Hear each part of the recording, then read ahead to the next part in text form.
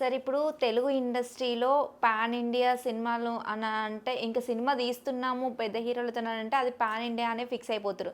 దానికి 500 కోట్లు పెడుతున్నామా, 1000 కోట్లు పెడుతున్నామా, 2000 కోట్లు పెడుతున్నామా అని అసలు ఆలోచించకుండా మేము పాన్ ఇండియా తీస్తున్నాం, మాకు ఇంత కావాలి అని చెప్పేసి ఎంత మనీ పడితే అంత మనీ పెడుతున్నారు. అయితే ఇలాంటి పాన్ ఇండియా మూవీస్ ఒకవేళ ఫ్లాప్ అయితే ప్రొడ్యూసర్స్ పరిస్థితి ఏంటి? ఫ్యూచర్‌లో వాళ్ళకి ధైర్యం ఉండదు కదా సార్. ఇలా పెట్టాలి డబ్బులు, మేము ఒకవేళ పడిపోతే గ్రాఫ్ పడిపోతే ఎలా ఉంటుంది, ఫ్లాప్ అయితే ఎలా ఉంటుంది, మాకు ఎంత ధైర్యం సరిపోదు కదా అనే డౌట్స్ వస్తాయి కదా సార్. దీని మీద మీ ఒపీనియన్ ఏంటి? పాన్ ఇండియాకి జనరల్గా అవకాశం ఉండదు, ఫ్లాప్ అయ్యే అవకాశం ఉండదు. ఎందుకంటే ఫస్ట్ 5 డేసే లైఫ్. నువ్వు 5,000 స్క్రీన్లు వేస్తున్నావా, 10,000 స్క్రీన్లు వేస్తున్నావా అనేది 5 రోజుల్లో వచ్చేస్తుంది. ఒక రోజు తర్వాత పడిపోయే ఛాన్సులు లేవు. అంతే పాన్ ఇండియా అనేది ఎందుకు రిస్క్ చేస్తారంటే అబద్ధం ఆడచ్చు, పచ్చబద్దాలు ఆడేయచ్చు. అక్కడ 100 అయితే 200, 200 అయితే 400, 400 అయితే 1000 అని అటువంటి సోర్స్ అక్కడ ఒక చోట ఉంది. నిజంగా అంత అవ్వదు. అంచేత అదొకటి మంచి సౌలభ్యం. ఒక 500 కోట్లు ఖర్చు పెట్టి 1000 కోట్లు ఖర్చు పెట్టామంటే బిజినెస్ ఎంత చేయాలి? 1000, 100 చేయాలి. 1000, 200 అంతేనా? 900, 800కి అమ్మేస్తారు అంట కదండి. అంటే అక్కడ ఆల్రెడీ 500 రూపాయలు కొట్టేశారు, 500 కోట్లు. అదైందా? అంచేది బై ఆల్ మీన్స్ పెద్ద ప్రాజెక్ట్ చేయటం 4 సంవత్సరాలు పెట్టినా, 3 సంవత్సరాలు పెట్టినా ప్రొడ్యూసర్కి, డైరెక్టర్కి, అందులో యాక్ట్ చేసిన యాక్టర్కి కూడా పార్ట్నర్షిప్ ఇస్తున్నారు. ఇప్పుడు చేయటం వల్ల అన్ని విధాల రెస్ట్ హ్యాపీగా చేసుకోవచ్చు. 3 సంవత్సరాలు అలా చేసుకుంటూ మంచి ప్రాఫిట్ రావచ్చు, నష్టం రాదు. మహేష్ బాబు ప్రాజెక్ట్ ఉంది, మహేష్ బాబు రూపాయి తీసుకోడు, రాజమౌళి రూపాయి తీసుకోడు. వీళ్ళిద్దరికీ ఖర్చు పెట్టేవాడు ఎవడో ఫైనాన్స్ కంపెనీ ఉందని ఖర్చు పెట్టింది అంత, మాకు 300 కావాలంటాడు. మేము బయట 500 చెప్పుకుంటాం అన్ని. 300 తీస్తారు అనుకో, ఇది మాకు 1000 కోట్లు అయిందని చెప్తాడు. అంటే 700 కోట్లు ఆల్రెడీ అబద్ధం ఆడేస్తున్నారు కదా. ఆ 700 కోట్లు పంచుకుంటే సరికొడ 200 కోట్లు వచ్చిందా? మహేష్ బాబు 200 కోట్లు. నిజంగా నిజ జీవితంలో 200 కోట్లు ఇవ్వమంటే ఎవడెవడు. అర్థమైనప్పుడు మీకు ఆ క్యాలిక్యులేషన్స్ అలా ఉంటాయి. ఎప్పుడైతే అక్కడ ప్లస్ రాజమౌళి ఫ్లాప్ లేని, మచ్చలేని మంచి పాన్ ఇండియా డైరెక్టర్ కదా. అంచేది ఇతను పాన్ ఇండియా కాకపోయినా ఒక రేంజ్కి కలెక్ట్ చేసి ఓవర్సీస్లోనూ ఇక్కడ ఒకటి కలెక్ట్ చేసి హీరో. వీళ్ళిద్దరూ కొత్త కాంబినేషన్ కలుస్తుందని చెప్పి ఒక క్రేజ్.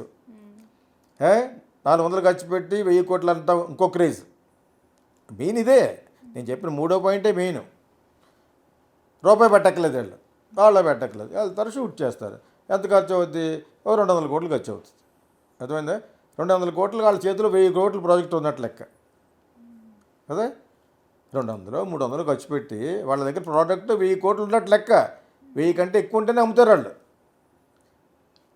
హిందీ స్టేట్లకు కానీ, ఓవర్సీస్ కానీ, జపాన్ కానీ, రష్యా కానీ, ఇటు ఆంధ్ర కానీ, సీడెట్ కానీ, తమిళనాడు కానీ, కర్ణాటక కానీ, మొత్తం ఆల్ ఓవర్. అదే పాన్ ఇండియా అంటేనే 8 హిందీ స్పీకింగ్ స్టేట్లు కానీ ఇవన్నిటి మీద 700 కోట్లు తనకు 350 వచ్చినట్టే కదా. ఆడితే ఎవరికి కావాలో ఆడపడుతుంది. ఆడకుండా ఎలాగ ఉంటుంది? కనుక్కున్న ప్రతి ఒక్కటి వాళ్ళ స్టేట్లో రిలీజ్ చేసుకుంటూ ఆడద్ది. ఫస్ట్ 4 రోజులు ఆడితే వాళ్ళు డబ్బులు ఎవడైతే డబ్బులు చేతిలో చేస్తున్నాడో వాడికి 4 రోజుల్లో వచ్చేస్తుంది. దానికంటే ఎక్కువ వాడితే మళ్ళీ సెకండ్స్ అన్ని రకరకాల థియేటర్లు వేసుకుంటూ వచ్చింది అంత ప్రాఫిట్ వాళ్ళకి. కేబుల్ టీవీలకి కాదు దానికి చిల్లర ఇన్ని చెప్పలేను, ఇంకా ఇవన్నీ ఉన్నాయి. అమ్ముకోవచ్చు అనమాట. 1 కోటి రూపాయలకి, 50 లక్షలకి, 1 కోటి రూపాయలకి అలాగనమాట. ఎవడు కొనుక్కున్నవాడు. వీళ్ళకి మట్టుకు 400 రూపాయల ప్రాజెక్టుకి 1000 కోట్లు వచ్చేస్తుంది. అంటే ఏంటి? 600 కోట్లు మహేష్ బాబు, 300 కోట్లు రాజమౌళి, 300 కోట్లు తీసుకొచ్చా. ఎంత ప్రాఫిటబుల్ పెంచరు. 3 సంవత్సరాలు సరదా తిరగచ్చు. కెన్యా నుంచి ఇక్కడికి, అక్కడి నుంచి అక్కడికి, అక్కడి నుంచి ఇక్కడికి సెపరేట్ ఎయిర్ క్రాఫ్ట్లో తిరగచ్చు. ఎవరికి తెలుసు? వాళ్ళు షూటింగ్ చేస్తారు లేదా ఎక్కడ తిరుగుతున్నారు అని తెలియదు కదా. అదేంటప్పుడు సో పాన్ ఇండియా సినిమాని మొదలుపెట్టి మంచి కాంబినేషన్ పెడితే ఇంకంతా డబ్బులే.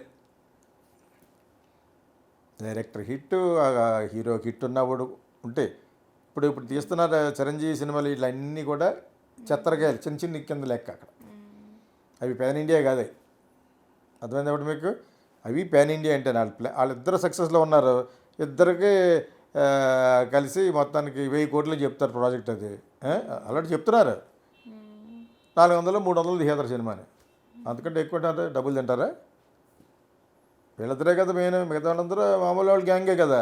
ఏదో కన్నడ హీరోని పట్టుకొస్తారు అక్కడ 2 కోట్లు ఇచ్చి 3 రోజులు వాడుకుంటారు. అక్కడ మళ్ళీ ఇందాక మోహన్ బాబు చెప్పినట్టే మోహన్ బాబు ఆ ప్రొసీజర్లోనే వాడతారు. ఎవడేవాడినాను రాజమౌళి వాడినా కూడా అదర్ దాన్ మెయిన్ యాక్టర్స్ పట్టుకొస్తారు కదా. మలయాళం నుంచి ఒకటి కావాలి, మరాఠీ నుంచి ఒకటి కావాలి, మలయాళం నుంచి ఒకటి కావాలి, కన్నడ నుంచి ఒకటి కావాలి, తెలుసా అవసరమైతే భోజ్పూరి నుంచి పట్టుకొస్తారు, బెంగాల్ నుంచి పట్టుకొస్తారు.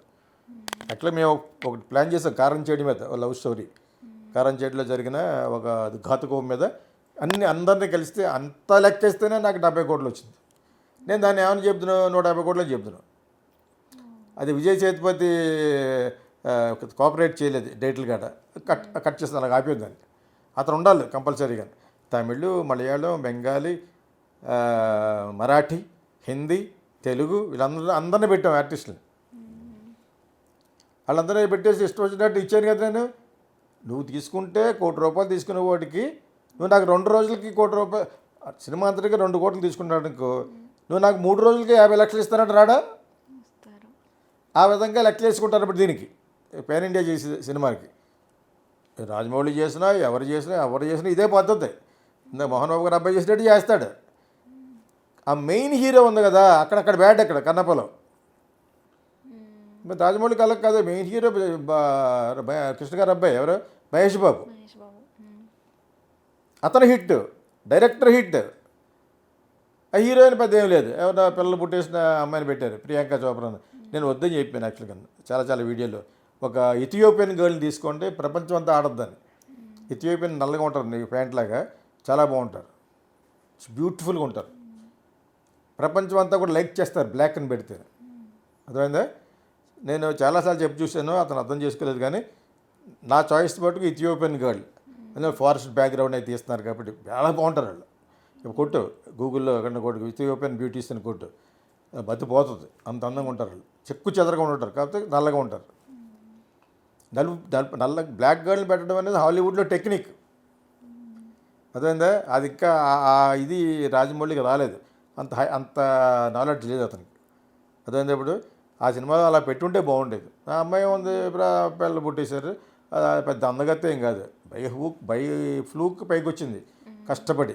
ప్రియాంక చోప్రా అనే అమ్మాయి హాలీవుడ్లో కూడా యాక్ట్ చేసింది కాబట్టి పెట్టారు. హాలీవుడ్లో 2 ప్రాజెక్టులు చేసింది అమ్మాయి, అక్కడ బంద్ చేస్తారని పెట్టారు వీళ్ళు.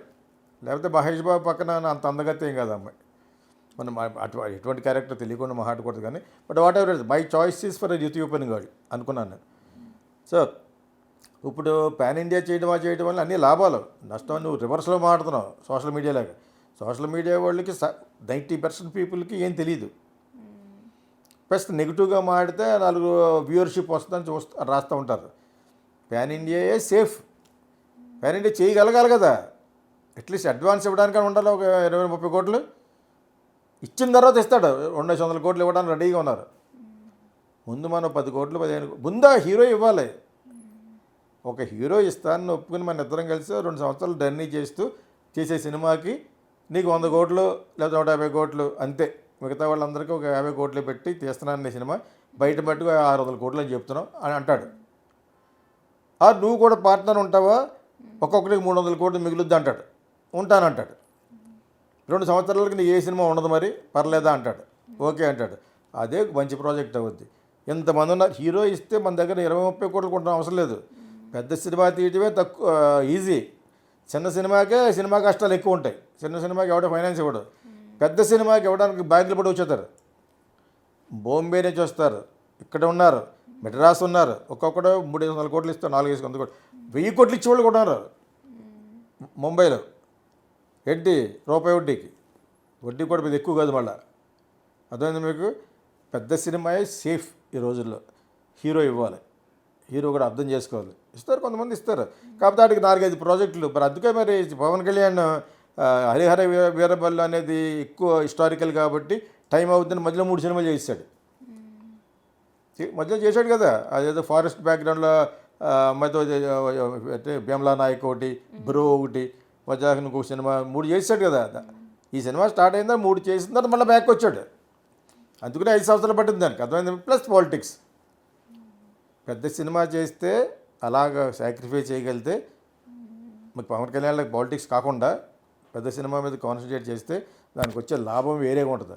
అసలు ఇప్పుడు రాజమౌళికి ఉన్న మార్కెట్కి పవన్ కళ్యాణ్ రాజమౌళి కలిసి కానీ ఒక పాన్ ఇండియా చేస్తే ఎక్కడికి వెళ్ళిపోతుంది.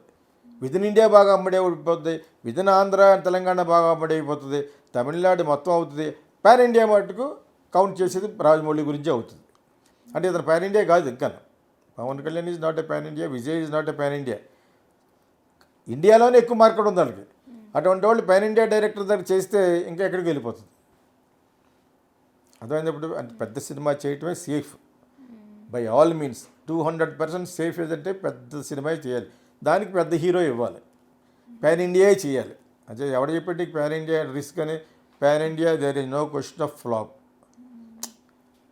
ఏదో సినిమా ఆదిపురుషుకి ఎందుకు పట్టుకొచ్చారంటే వాడు ఎక్స్పెరిమెంట్ చేశాడు. రాముడికి మీసాలు, ఆఫ్ఘనిస్తాన్ రావణాసురుడిలాగా సయ్యఫ్ అలీ కానీ ఒక అలా అటువంటి అదవాసాలు వేసాడు కాబట్టి ఆ సినిమా అది కూడా ప్రాఫిటబులే. ఆదిపురుషు కూడా వాళ్ళ అబద్ధాలు అన్నీ తీసేస్తే అది ప్రాఫిటబుల్, ప్రపంచం అంతా నమ్మేశారు దాన్ని. అందులో కొన్ని ఎక్స్పెరిమెంట్ చేశారు. రాముడికి మీసాలేంటి? అటువంటి కొన్ని చేయకూడదు పనులు మైథలాజికల్లో చేయకూడదు. ఫోక్లోర్ అంటే బాహుబలి, కల్పితం, సదమామ కథలు అనమాట. ఒక మహారాజు ఉన్నాడు, ఆ రాజుకి 2-3 భార్యలు ఉన్నారు, ఆ 7 చేపలు పడ్డానికి వెళ్ళారు. ఎన్నేటి కాకమ్మ కథలు అనమాట. అవన్నీ ఫోక్లోర్ కింద వస్తాయి. మైథలాజికల్ అంటే ఆల్రెడీ మనం నమ్ముతున్నాం అది జరిగిందని, అవి మైథాలజీ.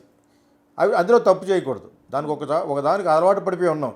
కృష్ణుడు అంటే ఎలా ఉంటాడు, నీలమేఘశ్యాముడు, రాముడు అంటే ఎలా ఉంటాడు, విష్ణుమూర్తి అంటే ఎలా ఉంటాడు, శివుడు అంటే ఎలా ఉంటాడు, లక్ష్మీదేవి అంటే ఎలా ఉంటుంది, ఆల్రెడీ అందరికీ ఉన్నాయా చిన్నప్పటి నుంచి. అంటే ఆటలకాడ ఎక్స్పెరిమెంట్ చేసాడు ఆ డైరెక్టర్. అతను లాక్ కొట్టారు గోపు మీద. అంటే అర్థమైనప్పుడు అలాంటి పొరపాట్లు చేయకుండా ఏ సినిమా తీసినా కూడా పాన్ ఇండియా గుద్దేస్తుంది. ఇప్పుడు రామాయణం గుద్దేస్తుంది, ప్రపంచం అంతా ఆడేస్తుంది. అసలు ఫస్ట్ హిందూ క్రేజ్లో ఉన్నారు ప్రపంచం అంతా అన్నప్పుడు. హిందూని హేట్ చేస్తున్నారు, క్రేజ్ కూడా ఉంది.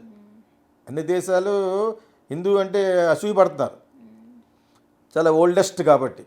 అయినా కూడా ఏంటో చూద్దామని వెళ్తారు. ఇప్పుడు వెళ్తారా? డెఫినెట్గా that is going to be A block buster. India కాదు, అన్ని స్టేట్లలోని 30 స్టేట్లలో కాకుండా ఇతర దేశాల్లో కూడా క్రేజ్గా చూస్తారు సినిమాని. అంత పబ్లిసిటీ బాగా చేస్తే డెఫినెట్గా చూస్తారు. అంచేత పాన్ ఇండియా చేయటమే సేఫ్ ఇఫ్ హీరో యాక్సెప్ట్స్. ఆ పెద్ద హీరో అయి ఉండాలి. 100-200 150 కోట్ల హీరో యాక్సెప్ట్ చేస్తే పాన్ ఇండియా చేయడమే సేఫ్. మిగతా అన్నీ కూడా సేఫే కాదు. అది నేను రివర్స్లో చెప్పాను. నీకు ఆన్సర్ నువ్వు చెప్పిన దానికి రివర్స్ చెప్పాను కదా, ఇదే నిజం.